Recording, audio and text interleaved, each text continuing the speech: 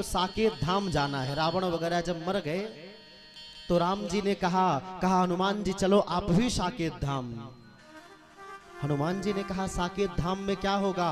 कहे वहां पर जो है तो भगवान यद गत्वा न निवर्तन्ते तद्धाम परमम मम, वहां पर जाने के बाद जो है तो आवागमन से मुक्ति मिल जाती है। चलो स्वर्ग चलते हैं, साकेत धाम चलते हैं। हनुमान जी ने कहा हमें साकेत धाम नहीं जाना है, मैं साकेत धाम जाकर के क्या करूंगा? राम जी ने कहा रे वहां पर मैं रहूंगा। हनुमान जी ने कहा आप तो रहोगे लेकिन आपकी कथा नहीं रहेगी, वहां जाकर क्या करेंगे?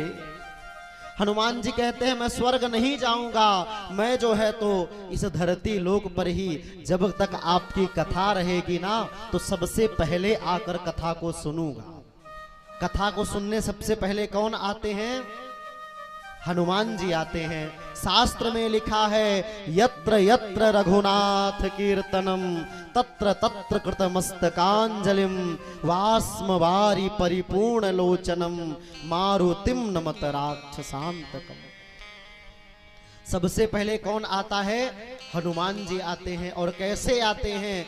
तो कहा यत्र यत्र रघुनाथ कीर्तनम तत्र तत्र कृतमस्तकांजलिम। अपने सर को झुका करके सबसे पहले आते हैं और सबसे पीछे बैठ जाते हैं। सबसे पहले कौन आता है? हनुमान जी। और सर को झुका करके सबसे पीछे बैठते हैं और सबसे बाद में जाते हैं। कब जाते हैं? सबसे बाद में हनुमान जी महाराज जाते हैं मानो। और जब सबसे बाद में हनुमान जी जाते हैं तो मानो कहने का भाव ये है कि सबसे पहले हनुमान जी आए और सबसे बाद में हनुमान जी गए, क्योंकि भगवान की कथा के रसिक हैं हनुमान जी। साधक कहता है प्रभु चरित्र सुनवे को रसिया, प्रभु चरित्र सुनवे को रसिया, प्रभु चरित्र सुनवे को रसिया, प्रभु चरित्र सुनवे को रसिया। राम लखन सीता मन बसिया, राम लखन सीता मन बसिया। प्रभु चरित्र सुनवे को रसिया, प्रभु चरित्र सुनवे को रसिया। तो भगवान की कथा को सुनने के सबसे रसिक कौन है? हनुमान जी महाराज। हनुमान जी से बड़ा कोई साधक नहीं है। चारों जुग परताप तुम्हारा, एक जुग में नहीं, कितने जुग में?